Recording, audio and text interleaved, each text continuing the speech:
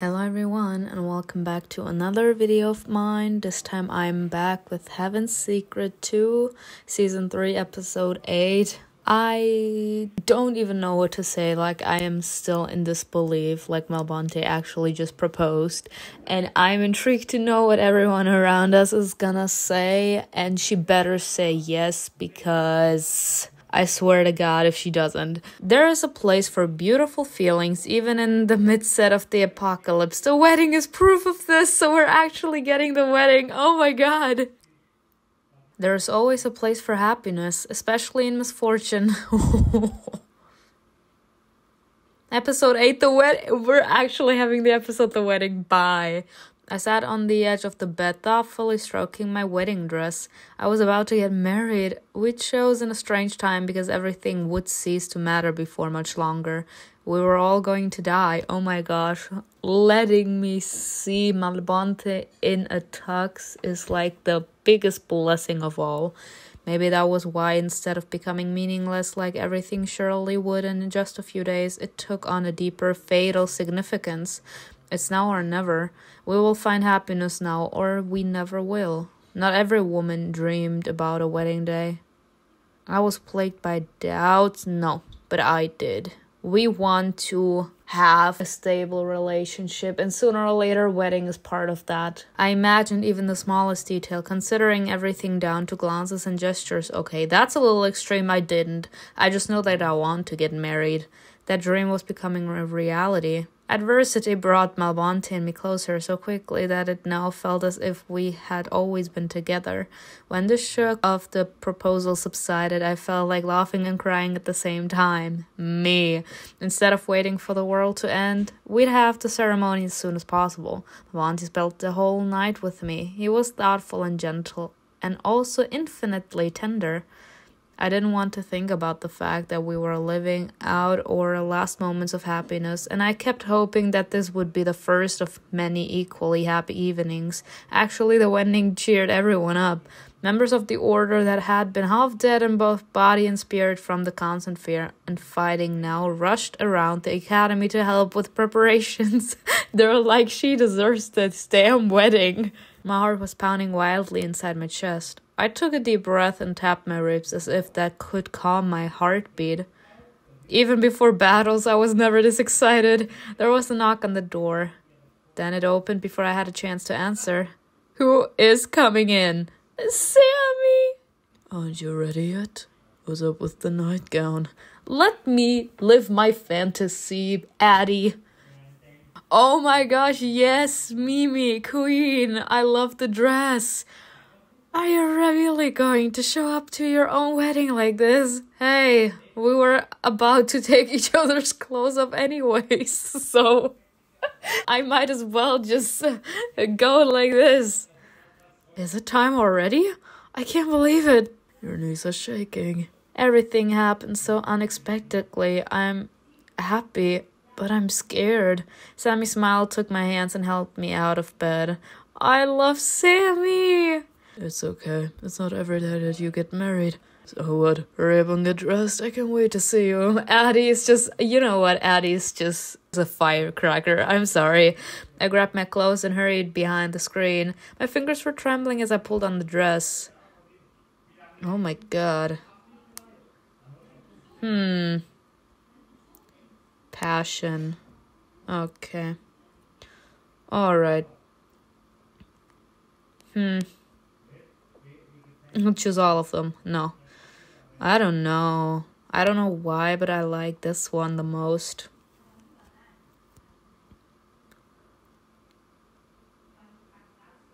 I spun around. The dress rustled pleasantly. You look so gorgeous. It really suits you. Thank you. This is shaping up beautifully. We just need to do your hair and makeup. I sat down at the dressing table and began to style my hair. I couldn't get it right at first, but I didn't stop until I was satisfied. No. No.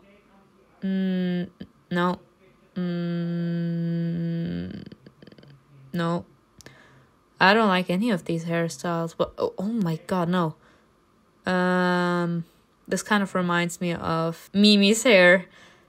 Oh my God. Like, I keep on commenting on this The outfits in Heaven's Secret are always bangers.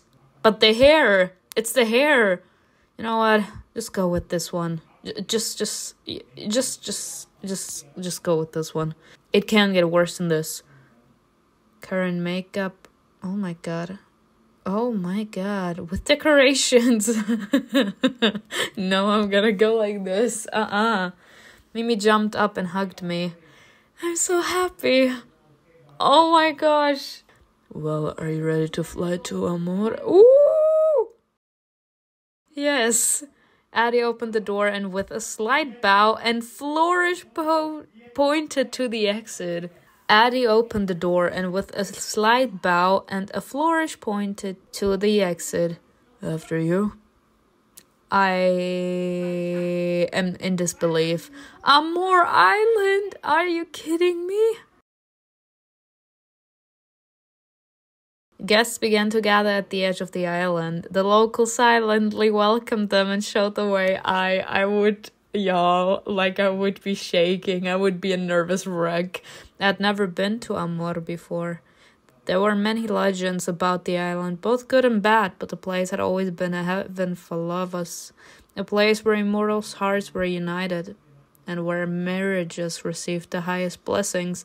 I wiped my sweaty palms on my dress and looked around. Butterflies flew overhead, leaving a trail of light behind them. Birdsong that reminded me of singing women filled the air, and proud swans glided across the lake. Blood roses grow here. Have you heard of them, Simona? No. They're special, extremely rare flowers that bloom no more than once every century. A symbol of true love among immortals. They get a lot of attention from those who are looking for true happiness. According to local legends, finding a blood rose and giving it to one's beloved will bring eternal love. Is it true? Has anyone checked? Why are they called blood roses? Why are they called blood roses? Because they're blood red, obviously. Then I wouldn't be surprised if these flowers inspired other legends. Talking to the guys calmed me down a little. Donnie approached us. He kept looking around and running a hand through his hair. First time at a wedding. When I was practicing what I was going to say to congratulate you, but when I saw you I forgot everything. Let me just say that I'm happy for you. Aww, thank you. He smoothed his hair again. I'll go have a glass of Glyph for courage. Take me with you. Say for Donnie, you're not the one getting married today. Like I said, take me with you. I'm just very empathetic. A demon wouldn't understand. Of course he understands. He touched my shoulder. See you later. Guests continued to arrive. Mimi was hurrying towards us, lifting the hem of her dress almost to her knees. She was with Christopher. Oh my God. Yes. No regrets. No regrets. They came together. Are they dating? Mimi seems happy. Why are you still here? What if the groom sees you? He can see me. We'll meet soon enough anyway. Best wishes. I just love Christopher.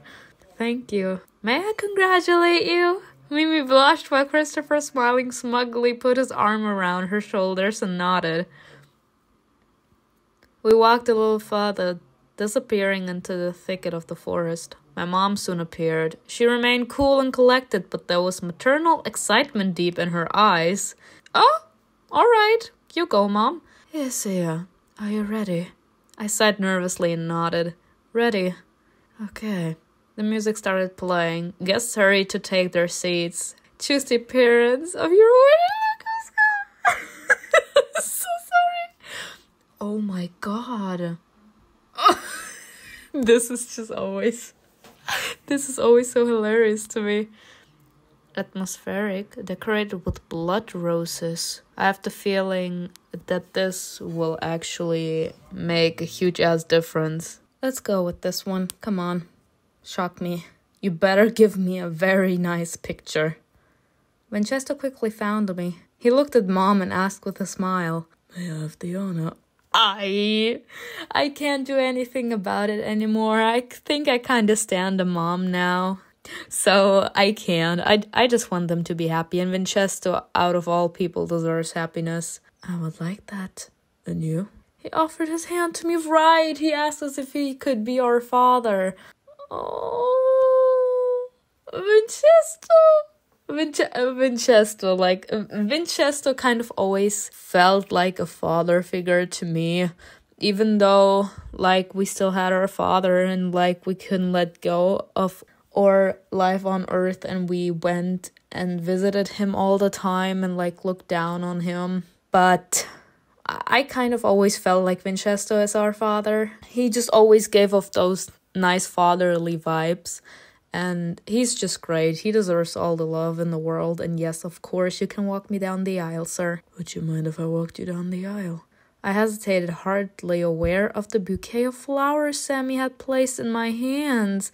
My throat tightened with joy and at the same time sorrow. I was sorry that my father wouldn't witness my wedding. It's about the father, of course. Like, her biological father will always have, like, the special place in her heart. And how can we blame her? Like, he did not deserve anything that happened, and, like, Lucifer still killed our father.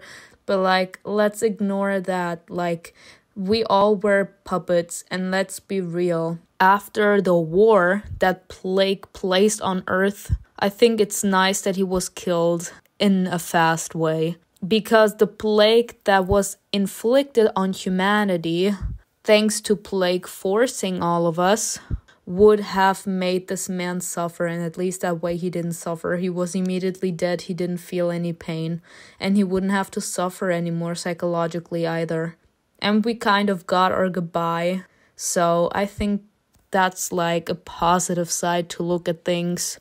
But here was Winchester, and he would give me the experience of walking down the aisle with someone close to me. He couldn't replace my father, but he was just as warm and caring. He's a second father.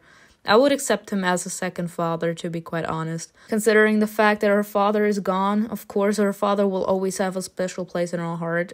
After all, he is our biological father. But it's not like we're replacing our father with Winchester, but there are like people that can grow as close to someone that we truly love. And it's not like we are saying that they could be capable to replace that person, but the love we develop for that outsider, if I can call it like that, is as powerful as the love we had for our father or for our mother, for our sister, like etc. Like, you get the point. So it's kind of like he is not that person, but the love we have for him or her is just as powerful as the love we had for our mother or our father and etc. Winchester, I would be happy to have you walk me down the aisle. I spoke in a whisper, afraid that my voice would crack and tears would run down my cheeks. Winchester spread his arms and I hugged him wholeheartedly, embracing his fatherly affection. There, girl. You're about to make me burst into tears too. He's such a father. I love him. I laughed and lifted my head in an attempt to keep the tears from ruining my makeup. Too late. Mom kissed my forehead and hurried to join the others. Aww. Okay, Mom, you're getting my blessings. I looped my arm through Winchester's and only then allowed myself to look down the aisle. Oh my god. He looks so handsome. Bye. Stop with that smug face, sir. We're in front of so many people. You look great. Are you in my head again? And not her expression changing too. Like, what is this connection here? Unless you kick me out of here. No, you know what? At this point, I think it's safer for MALBONTE to get out of her head. Like, we're having thoughts. And if he's not getting out of her head, like, we could ruin the entire ceremony. We could provoke him. We could tease him so badly that he's like, you know what? Let's just leave it. I need to have you.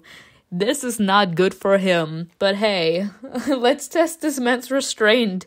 I almost laughed, feeling a joy I hadn't thought I was capable of. That place was magical. It wasn't just a history, seclusion, and abundant flora and fauna.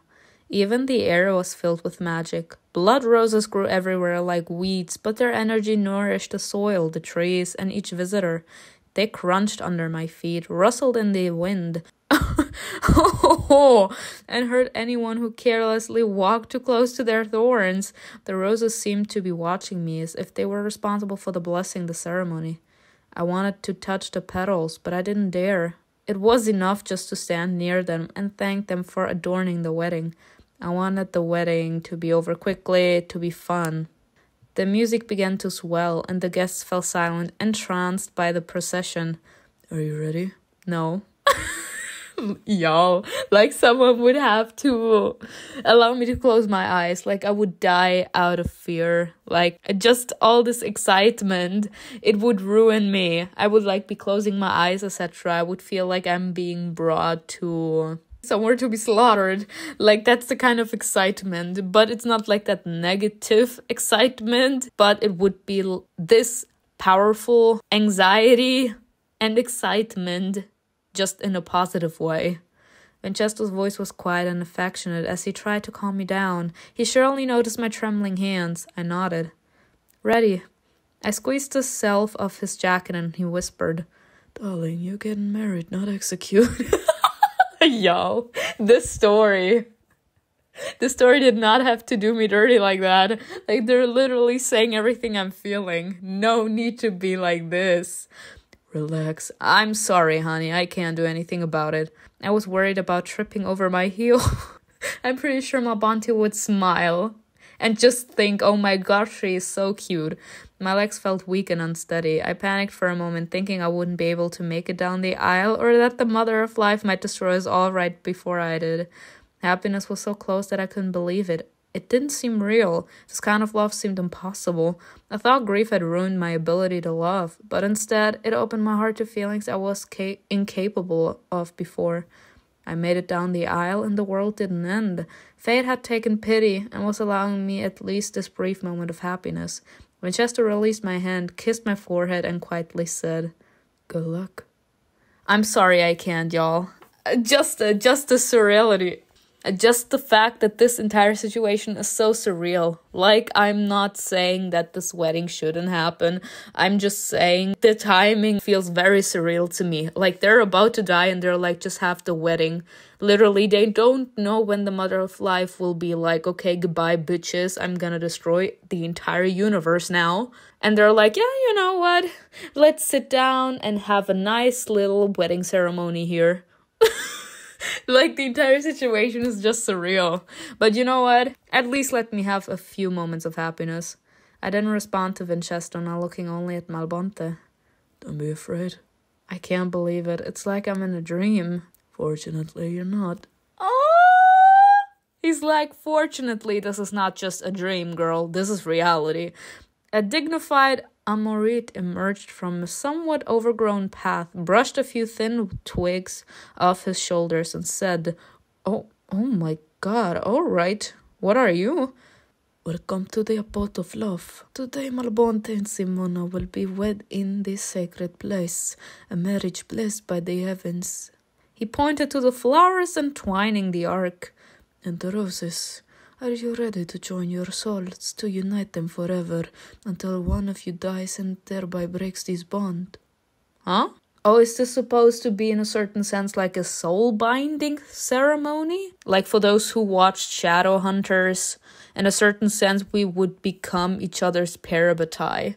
As in, if one dies, we have the feeling that we're dying too. We can't accept anyone else after we, in a certain sense, made it to each other. And it was just like that in Shadowhunters, as in when you became someone's parabatai, it's only that person because you feel that you click with that person.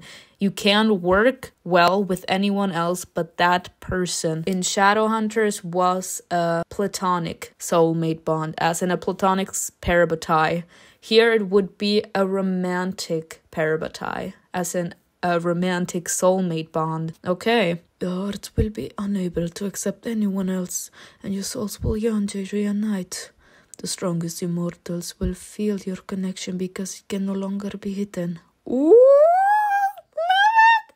Let everyone know! Let everyone know! Let all of these little bitches know that he is mine. Touch him and you die. That's how things work. Feel that this man's heart and soul belongs to someone else. And even in death, love's mark will remain on you forever like a scar. He's like, once there's no way out. The Amrit's voice was low and rough, leading it a stern, soulful quality. Damn, y'all, like, I'm just imagining the entire scenario right now. Everyone who listened to him felt the gravity of the oath. In a certain sense, it would scare you, because from one side, you know how deep that connection goes, as in, if your soulmate dies, you will literally be suffering forever and ever, as in you won't even have a break after you die. That pain will remain in your soul forever and ever, because it literally leaves that deep of a mark on your soul. But to be quite honest, it delighted me. It was exactly as I'd imagined. Now, this is something that I need to add here. Things are never as you imagined, okay? Because you can always imagine a scenario, but it will never go as you imagined, because you are just thinking about something, but reality always hits differently, and it can either surprise you in a positive or in a negative way. And that always depends on your own imagination and your own feelings. If you have the feeling the situation in front of you is going in a negative direction, you won't feel delighted. I would say it's a positive thing, because they never thought that they would actually have the chance to have a wedding. And of course it scares you, like I said already, but things never go as imagined. They are either negative or positive. In this particular circumstance, it delighted me. Immortals rarely got married. Gifted or cursed with a long existence, they realized it would be difficult to spend centuries with a spouse if they fell out of love after 50 years, so few were willing to take this risk. Only the reckless and those who were truly in love came to this place. Were we reckless? Nope, you're in love. Maybe. But my heart fluttered so wildly and my whole being burst with such longing that even 100 centuries wouldn't have been enough for my emotions to subside. And so I stood, feeling the stems of the bouquet in my fingers and smiling without a single doubt about my choice. Swear to love each other until death do you apart. MALBONTE looked at me in a way that made me feel naked in front of him, as if he knew every inch of my body and soul inside and out. Technically he does. You had a connection when you brought him back to life, and you already slept together, so in a certain sense it is true. And this didn't dull his interest. It was what he needed, and he answered. I can't. Y'all, someone needs to call an ambulance for me. I can't do this. This is too much. Don't touch me. I swear, he looks so gorgeous. I'm sorry. I took a shaky breath and almost laughing said, me.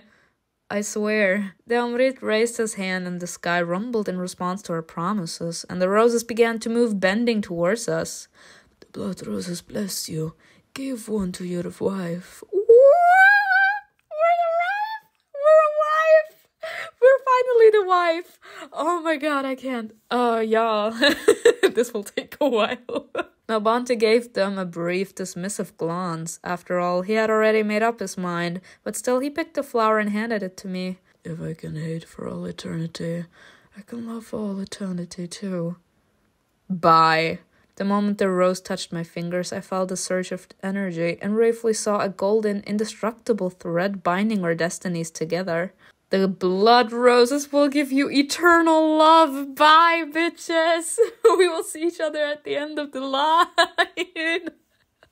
I cannot. From now on, you are connected. Let it be so forever and ever. We exchanged rings. Bye. When our fingers touched, a current ran through my body. Oh, he is so gorgeous. I'm sorry. I need to stop looking at his face. Like I'm having this desire again for MALBONTE today. God, this is your connection. I thought we were already connected. MALBONTE pulled me to him and whispered into my lips. We will always be connected. Now more than ever, bitch. And then he kissed me to the loud applause of the guests. I turned to them to remember their faces, to take in all their joy for us. Hooray. Bye. I cannot. Mom didn't cry, but her lower lip trembled ever so slightly. Winchester stroked her hand and looked at us, smiling. And even if Mom wished someone else was standing next to me, she didn't let it show. She saw how happy I was and didn't want to spoil it. I squeezed Malbonte's hand and whispered to him, "Your parents would be so happy for you." Oh, boy. You see what I said? I made the reference literally already in season 2. This man is suffering so much, and because he can't handle all that pain, he turned all that negativity that was about to literally kill him alive, as in swallow him whole. He turned it into darkness, as in rage, because that was like the only way for him not to drown in his sorrows. But he's not really a bad guy. He's a good person, and the fact that he was capable to do so many bad things, and the fact that he was capable to give out so much hate and negativity, was because of the fact that he's so pure-hearted. The more good you are, the more pain you can absorb, because there is literally no darkness inside of you, nor inside of your soul. So the brighter your soul is, the more darkness you can take in. So it will take a huge ass amount of darkness to turn you into a person that can only show negative personality traits. And I'm so proud of this man that he's actually capable to finally let show that this man is not enraged. He is sad. He feels pain. So, Malbonte, your parents would be so happy for you. Yes. Moving quickly on his short legs, the Amrud approached the guest and solemnly said, "And now the newlyweds dance." I was looking forward to it. Malbonte silently offered his open palm to me. I gave him my hand and let him lead me to the gazebo. We climbed the steps under the guest's watchful gaze. It resembled a ritual in which our movements would mark the end of our former lives and the beginning of our new married life together. Oh, stop! Look at this.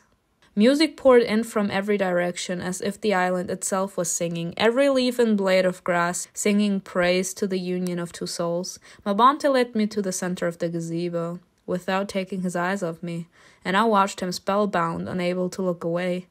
His fingers tightly gripped mine. The music was playing, but we were in no hurry to dance. "There is so much I want to say to you, but I don't know how.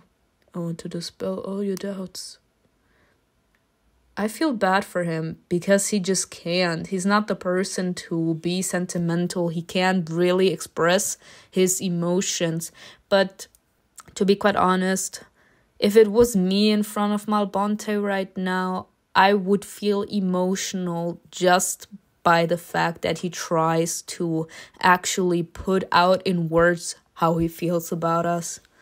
Because we know that he's not the type. So when he actually is trying to say out loud how he truly feels about us, that means that the love he has for us must be very powerful. As our marriage is at least in part. An emotional sigh escaped before I gathered my resolve and said, "You've made me happy and proud. I'm married to the most dangerous, cold-hearted man, a man whose heart opens to no one. I took a step closer. I married you because you opened your heart to me. And you proved to me that only such a dangerous, cold-hearted man is capable of such sincere love." Wow, that's a nice metaphor. Same, sir. Same, sir.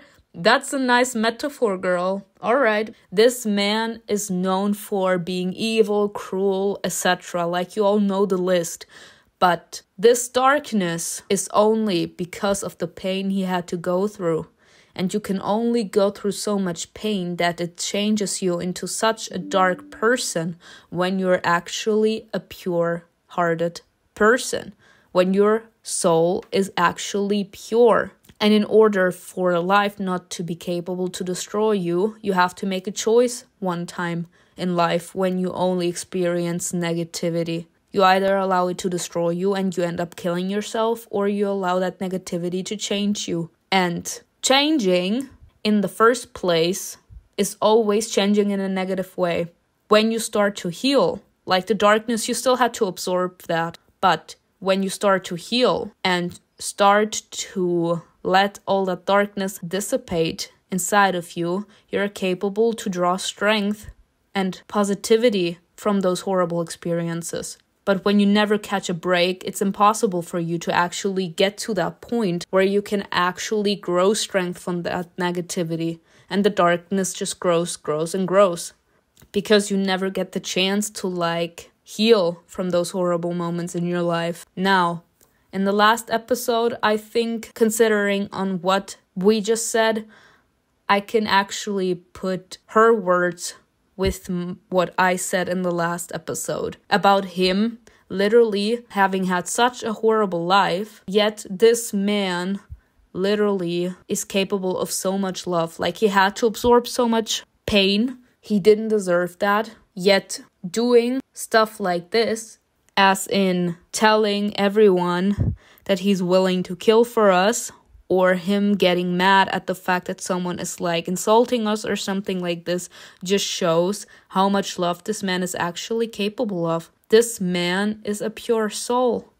And I think it's very rare for him to hear someone say that they love him, because no one saw him as more than just a monster. They all considered him as a monster. So he started to believe it himself, because the more someone says that to you, sooner or later you just believe it, because especially if you only have to absorb negativity, your self-confidence suffers because of that. So the more negativity you absorb, the more your self-confidence is shrinking. So sooner or later, with all the negativity happening around you, sooner or later you believe what people say about you. And everyone said he's a monster, so he started to believe that. And he just started to play into that. If everyone believes I'm a monster, I'm gonna show everyone that I'm a monster. But he's not. And no one thought that this man is capable of loving. They all thought that this man was lost and that he was never gonna be capable to come to the light, as in that he's completely rotten, that there's no hope for this man, that he's completely darkness, that there's not a redeeming quality inside of this man. They didn't take into consideration that it could be his suffering doing the talking for him, but let's ignore that. He, considering the fact that he suffered so much, still was capable to allow us to become a weakness for him. He allowed himself to open up to someone else, knowing what us hurting him, as in psychologically, could do to him personally, as in it would add to his already powerful darkness. And he didn't care. He still allowed himself to fall in love with us. And that's technically what we just said. Nice metaphor, girl. Malbonte grabbed my waist, pulled me to him, and kissed me.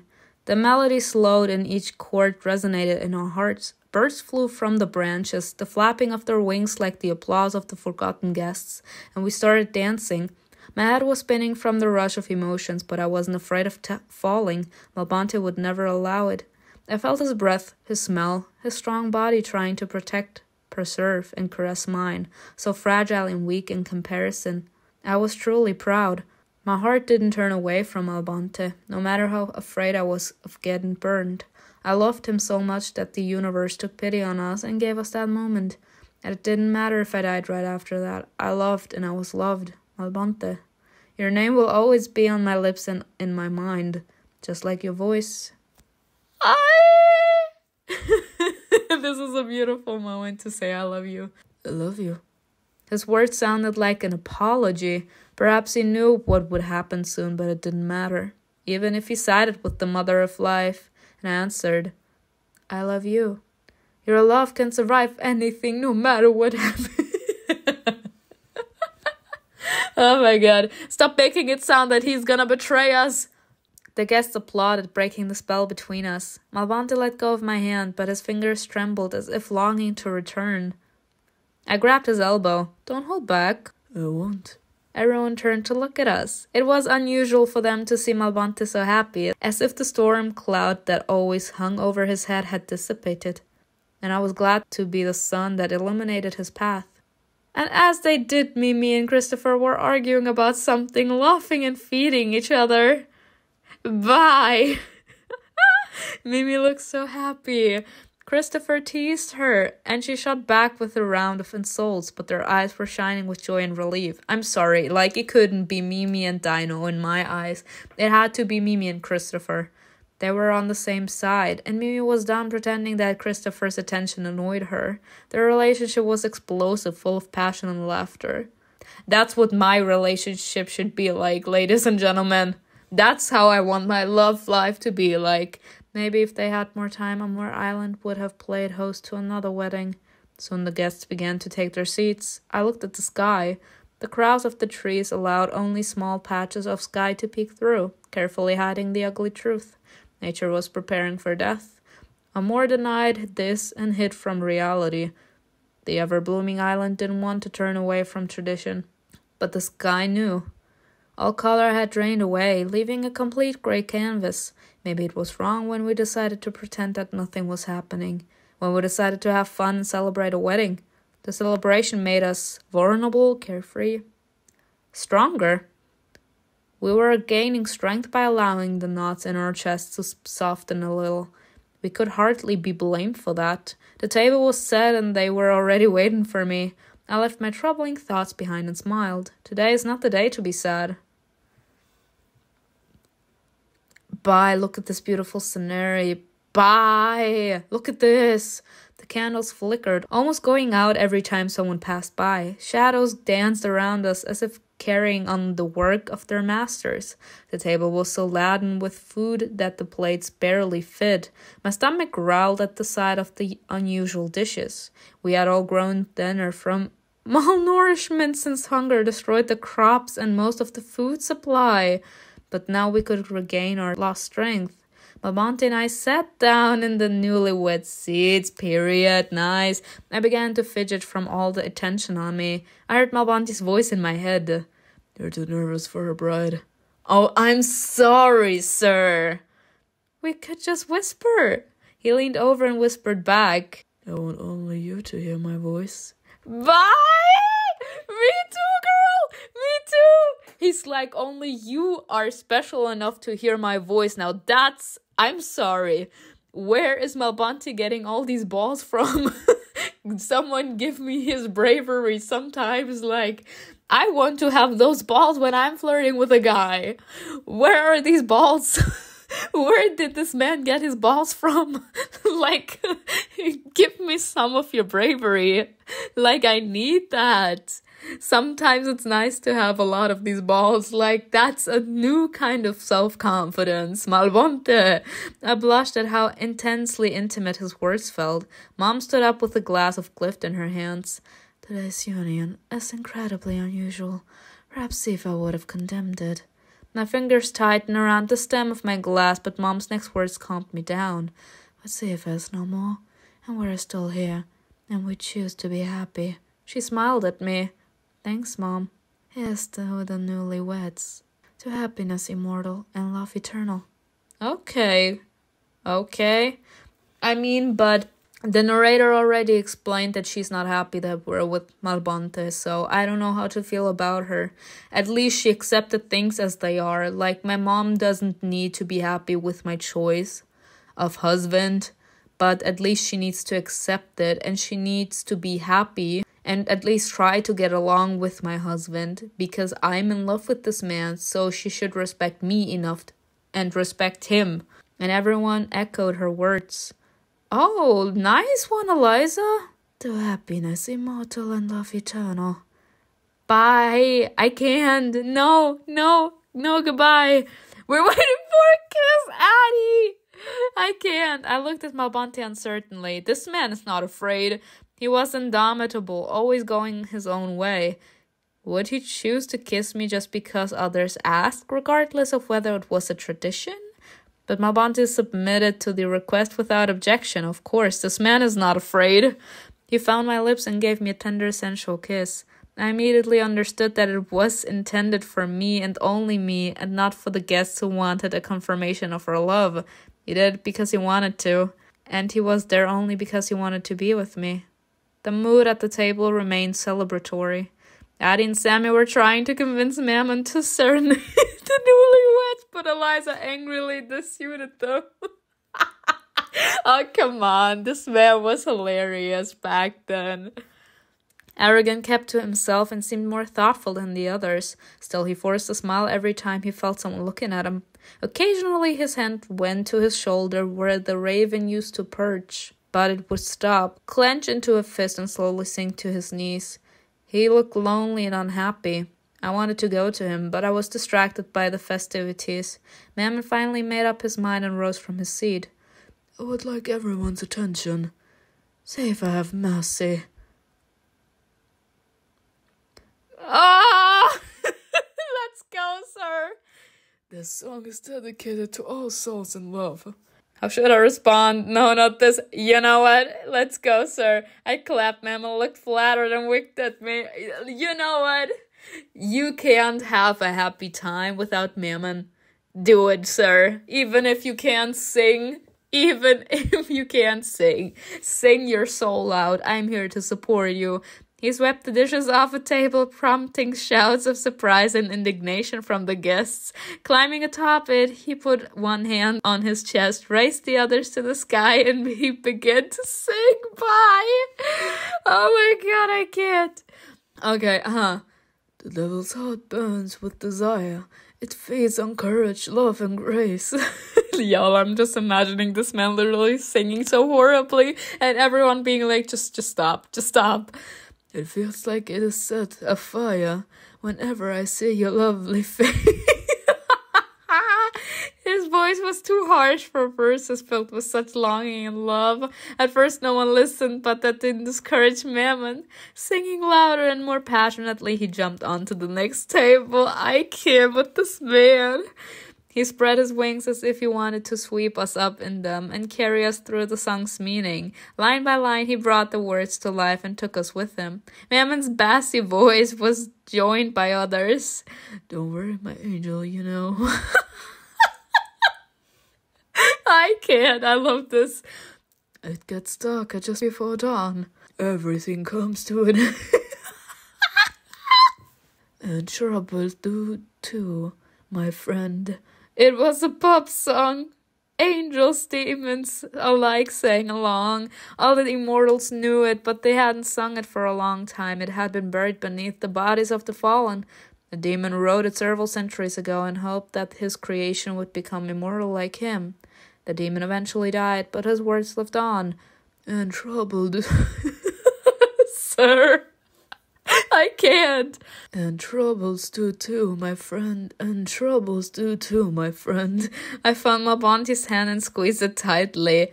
Is this how art works? Created by a wounded soul, it inevitably resonates with other souls as if it was made for each one individually. Mammon bowed. Thank you. Eliza looked at her husband for a few more seconds and quickly turned away. I know that you like it when I sing. I can't. She hugged him and rested her head on his shoulder. You sing terribly, my quantico. I can't. The music eventually subsided and the guests began to talk again. They joked, laughed, and chatted about silly things. I decided to go for a walk along the path and followed it into the trees. Look at this. I hugged myself as if trying to fend off the cool air, or maybe I was trying to shout out troubling thoughts. I looked up, watching the birds flit from branch to branch before they soared away into the sky. I listened to the rustling, groaning, and crackling of branches. But the quiet atmosphere was disturbed by a voice. It was Mom Winchester Aragon. Who do I want to talk to the most? It has to be Winchester. I love this man above all. If you're worried you made a mistake, you can say so. I'll support you. I turned to him and shook my head decisively. It wasn't a mistake. This is the best decision I've ever made. He put his hand on my shoulder and looked where I was looking before he came. It's very beautiful here. Amor is eternal, and we call ourselves immortal. But those are just words. The eternal doesn't die. Even God's immortal. It's only a matter of how much time passes before death takes them. Eternity, in the way you put it, is unnatural. Love too? Love is a symbol. Only symbols last forever. If you're afraid of losing what you found, I understand. But that's good, isn't it? Why? If you aren't afraid of losing it, what's the point of having it? Wow! That though. It's the fact that you are capable to find something so powerful that makes you want to keep it forever. Like, if you're not capable to find out what it truly feels like to achieve the almost impossible, as in true eternal love, then you will never know why you were fighting for it in the first place. Like, we humans are fighting for the impossible. We all want that eternal love, but it's very rare to find it. But we know that this is one of the most powerful emotions there is, and we want to know what it feels like. And as soon as we have it and we actually get a taste of how this powerful emotion can change our lives or change us, that thought alone makes us afraid. Because now that we got a taste of it, we're scared that we're gonna lose it. But that fear in particular is the reason why it's worthy of having found that specific emotion. Because it's very rare to find it. But once you find it, that means that you are worthy of keeping it. As in, you should be happy that you were capable to achieve it. You should be happy that you were capable to find an emotion that many people try to obtain, but they never get it. Let's go, they're waiting for you. When we returned, the musicians began to play a bravura on their lyres, and almost everyone danced. Someone sang along while others clapped, setting the mood. Malbonte was dancing, awkwardly egged on by Mimi and Aster. When he saw me, he stopped and grinned and nodded his head, inviting me to join. I can't. I rushed to join them and began to shimmy and spin, surrendering to the music. My dress rustled and I pushed the fluttering skirts down whenever they rose, continuing to dissolve into the rhythm and ignoring everything else. The world wasn't ending. There was no pain. There was no sadness. I loved and was loved, so there was no reason to be sad. There was only this evening, and it was wonderful. I dropped my arms around Malbonte's neck and kissed him. He smiled and stroked my arms, but I pulled away and disappeared into the crowd again. Well, like, this is what you get. You only get the taste. It was only hours later that the revelry subsided. Breathing heavily with flushed cheeks, I returned to the table. My melancholy and anxiety forgotten, I thought about how happy I was. The wedding was truly fun. Mimi and Christopher stayed together the whole time. There was still some awkwardness between them, but it was the pleasant kind that happens at the start of a relationship. They were embarrassed by the same looks and touches that they craved. Oh, stop. Mimi and Christopher are together now. Let's go. The young maid rushed over to us. Before you leave, Amor would like to give you something. Huh? He didn't wait for an answer and hurried along a path leading down into the forest. We followed him. Okay. Oh my god! The farther down we went, the more roses surrounded us. They crept along the path and wound through the trees, and petals like leaves fluttered down from above. Soon something extraordinary came into view. The bases of countless roses bushes twisted around each other so tightly that they resembled a tree trunk. The stems rose up, intertwining together to form branches. The buds hung above our heads like fruit. This is wonderful. May I take your wife's hand? Malbonte looked at the amrut and gave the tree another look as if he was calculating the possible outcome. What are you expecting is gonna happen, sir? But it's the fact that he asked for his permission to take her hand. Bye. Finally, he nodded. If Simona doesn't mind. Wow. Okay. He's like, if she doesn't mind, don't be asking me. The amrut looked at me. I just held out my hand in response. His small fingers gripped mine and he led me to the tree. Then he pointed at the largest rose. That one bloomed especially for you. Pluck it and it will live forever. Give it to your companion. He already gave you his rose. I turned to Malbonte. You already know my answer, but yes, gladly. Okay. The flower was high up and I had to fly to it. The stem wouldn't break away, seemingly reluctant to say goodbye to its home. And then it stroked its petals as if asking permission. I tried again. The stem twisted, untangling itself from its companion's embrace and fell into my hands. I descended and approached Malbonte, holding out the flower. Thank you. I can't. Amor Island has personally blessed you. Goodbye. I can't with this episode. Downright bowed. Thank you for your love. The island was glad to feel such energy bursting from two lovers' hearts. Malbonte and I bowed our heads. Thank you. Thank you. Downright led us back, and before we had time to say goodbye, he was gone. I can't. What is going on? The wind ruffled my feathers pleasantly, blowing away the last warmth. I floated among the clouds and shivered, feeling drops of frigid water on my skin. We would be discussing a plan of action, as if we stood a chance. I shook my head. Why think about it now when there's nothing I can do? I'm suddenly bursting with energy. Exactly. I shouldn't waste it on idle speculation. We need to act. Soon the academy spires appeared. It was time to descend. The door to the bedroom opened with a soft creak. Only a candle illuminated the room. Strips of moonlight rippled on the floor. Malbonte walked in as if the place belonged to him. He's like, you're my wife now. I don't care. I'm not knocking. Calmly, confidently. He was always like that, no matter where he went, no matter what he did. Or maybe it only seemed that way to me. And now I was his wife. He laid the nets himself and got caught in them. He came to me with his wrists already shackled. A wild beast that chose to place himself at the mercy of a human. Malbonte crossed the room, sat on the edge of the bed, and thoughtfully ran his hands over the sheets. He took off his jacket and undid a few of the buttons on his shirt. Then he looked up at me. You are very beautiful today. His words left me breathless. I took a few steps and stopped in the middle of the room, facing him. Thank you. The look in his eyes told me he wanted to say something, but for some reason he didn't dare. Oh, God! And then I decided to start undressing in front of him. Sure, why not? Because he hasn't seen everything yet. I reached for the laces on the bodies. I pulled one loose, then the other, and tossed it aside. Of course he's living his fantasy. I mean, hey... That just means that we are capable to put on a nice striptease performance for him. He better treat us right.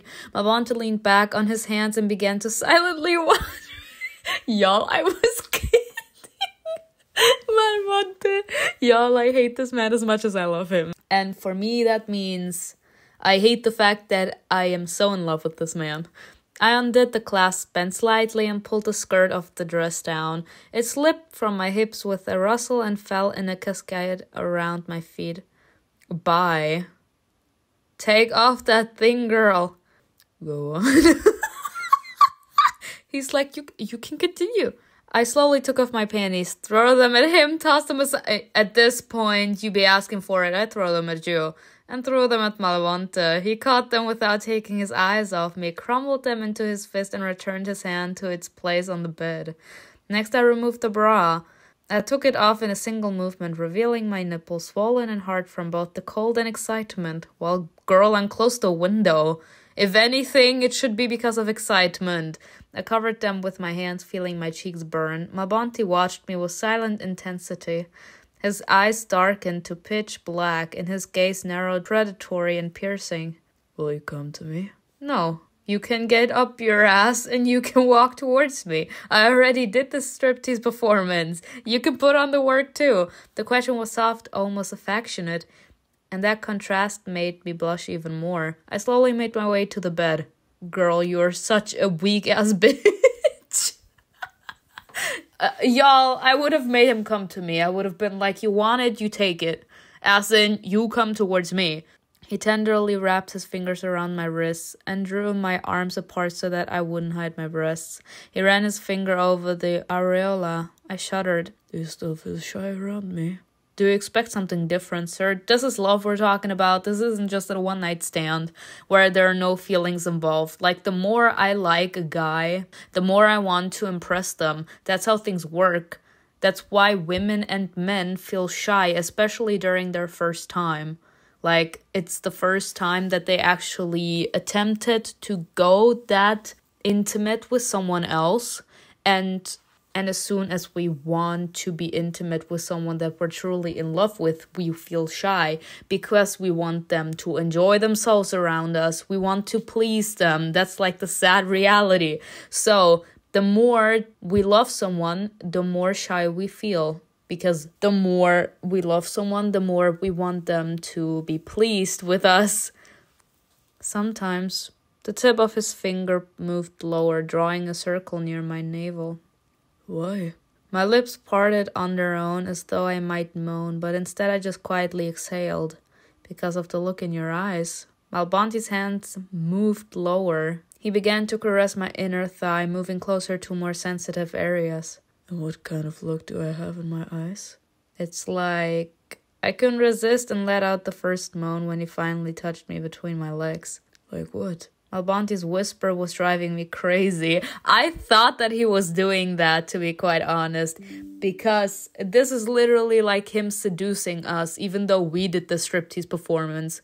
Like, he's still in his clothes, we're naked, we want to have it, and this man literally just sitting in front of us, literally pulling us toward him, maybe even, and then like just circling, as in teasing us, that he knows that we want to have it, as in we want him to take us, but he's like, oh, I'm taking my time, I'm savoring the moment. It was a struggle to pull the meaning from his words and answer his questions. It's like you want to eat me. Malbonte stood up, grabbing my elbow so I wouldn't fall, and whispered right into my ear. You're mixing it up. Hunger takes different forms. He turned us around so that my back was to the bed, and then lightly pushed me onto it. He lay on top of me, his weight pressing me down. I whispered into his lips. And what kind of hunger is this? Girl, this is lust. That kind that can never be satisfied. We're talking about love here. I love this. Malbonte unzipped his fly and abruptly entered me.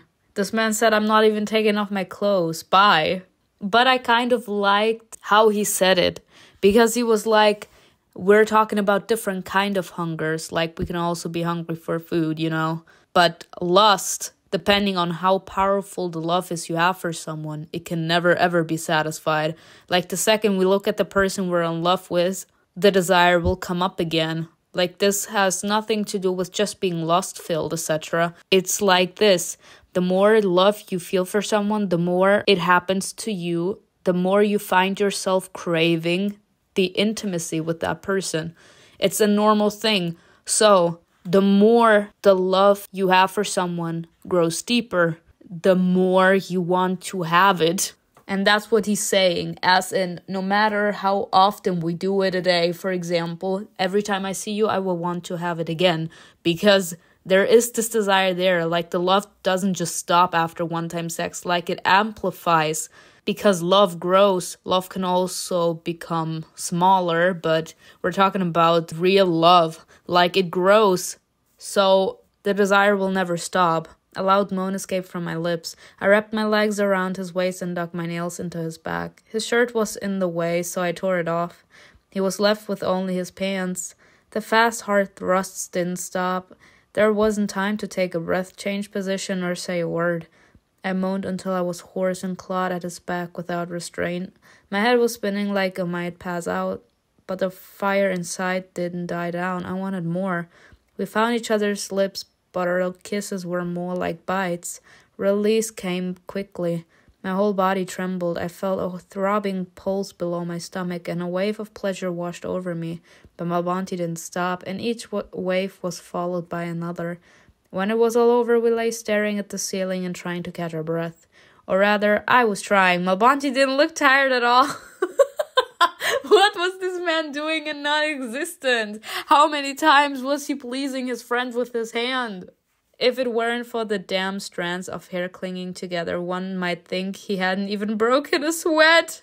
Malbonte turned on his side and looked at me. What?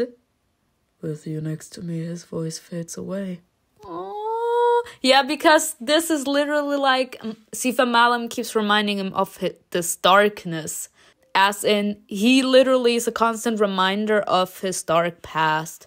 And that he's still traumatized by his past. And Sifa Malam, literally, I said it in the last episode, Sifa Malam has this man on a chokehold. But now, considering the fact that love is also a very powerful love, like there's two powerful emotions. One is love and the other one is hate. This man hates Sifa Malam and what he put him through. And now, he's in a situation where he hates Sifa Malam, but he's in love with us, as in there is this love also there. And the love he has for us, as in looking at us, knowing that we are together, knowing that the love between us is mutual, like it makes him go through so much pleasant emotions that it drowns out Sifa Malam's voice. Sifa Malam? Yes. Mm-hmm. Maybe it's because I'm only listening for your voice. No, sir, this is love. Can I ask you a question? Why would you need to ask? I just love him. I'm sorry. I'm just so in love with this man. I just love how he is. Like, I just love who he is, you know? Like, I just admire this man's strength. The fact that this man has suffered so much. This man has endured so much darkness. Yet, when someone was like, you can end your misery, you can die, he was like, I'm not dying. Loved this man. This man literally fought so much until he found a reason to want to live again. This man, if the world wasn't ending, would you have proposed to me? I think he would have, but not that fast. Like, when time is ticking, you are thinking about all the things that you still want to do. And the most important things literally pop up. It's literally like, for an example, you know that you are dying and you only have a month to fulfill whatever you want to do. It's literally, in a certain sense, it helps you come to terms with reality because of the shortage of time. It literally clears up all the darkness that surrounds itself around your head and is like trying to delude you. And it's trying to lead you in the opposite direction until you like find your way, as in going to therapy, etc. Like knowing that there's almost no time. It's like those clouds don't even have the time to manifest themselves onto your mind. And you're immediately capable to dissolve all those clouds that are trying to mislead you. And you immediately know what you want to do. If the world wasn't ending, I would have proposed to you the moment Blake took my power from you and returned it to me. Oh, bye. Why? Because that's when I realized how much I loved that there was always a part of me in you. Oh, bye. I did talk about this though. I did talk about this. I'm 1000% sure that I talked about this. He didn't want us to lose his powers because in a certain sense those powers were like a part of him, and considering the fact that we were capable to absorb a little bit of his powers, we took them as in they became a part of us, but it still was his power to begin with, and he kind of liked the connection between him and someone else. This man has been through so much darkness that he literally forgot what it feels like to go through human emotions. It's like he completely cut off his humanity. And when we took a part of his powers, our souls bonded, as in we had this supernatural connection. That means that he started to slowly feel emotions again because he had like that connection to someone else. And the deeper a connection is, the more you kind of start to feel what the other person is feeling. And considering the fact that he literally cut off his humanity, he didn't know what he was missing. But the stronger the connection between us and MALBONTE got, the more the emotions inside of him started to wake up once again. And he realized what he was missing the entire time, which was his emotions. So it's in a certain sense, I don't want to say that we're his emotional attachment, because an emotional attachment is a little bit different. But I think he got interested in us in general. Like, even if you're not this man's love interest, he liked the fact that the connection to us was capable to make him feel emotions again. In a certain sense, we brought him back to life, not just in a literal sense because we were sacrificed, but psychologically, this man wasn't feeling anymore. He was numb.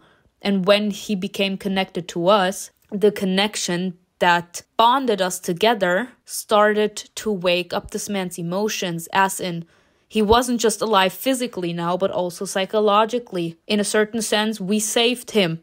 And considering the fact that first he was scared because he knew how awful Sifam Malam treated him, he was scared to feel again because he knew how much he would hurt, considering the fact he's such a pure soul. So he came into our room in season 3 and he was like, "You have my power, I don't like it." Because he felt the connection, as in the connection grew over time. Like, we can also influence whether we want to deepen the connection or not. But let's go just with the MALBONTE version. The more the connection between the both of us grew, the more this man started to feel alive, because he literally let go of his humanity, his feelings. And after the connection and bond with us, the emotions inside of him started to wake up. And he hated the fact that he liked feeling again. So first off, he was mad at us because he was scared about the pain he could feel if he would get confronted with Sifam Malam again after he got his humanity back. And on the other side, he hated that he liked feeling emotions again. And that's why he kind of grew fond of us. Because back then something bound us together, and when the thread nearly snapped, I felt lonely. I said that in season 2 of Heaven's Secret 2. My connection with Sifam Malam also became stronger once I regained my power. He stroked my cheek. When you lost my power, I was afraid that you wouldn't survive in the new world. It's impressive. I shouldn't have underestimated you. I closed my eyes, delighted by his words and gentle touch. Faced with the fear of losing me, he had become more open. And then I saw something that I hadn't noticed before, his affection for me. It wasn't pity, a whim, or another part of his plan. He really loved me. How had I not noticed the burning fire behind his cold facade before? Because you're naive and stupid, bitch! I literally did all those references for the real ones. For the people that actually listen to a few of my analyses about MALBONTE. You write down in the comments which one you like the most. If you guys ask me, I think the best analysis that I did in Heaven's Secret 2 was in season 2, episode 6, when I analyzed MALBONTE's behavior on the balcony when he was like, "You can leave," as in, "I'm letting you go."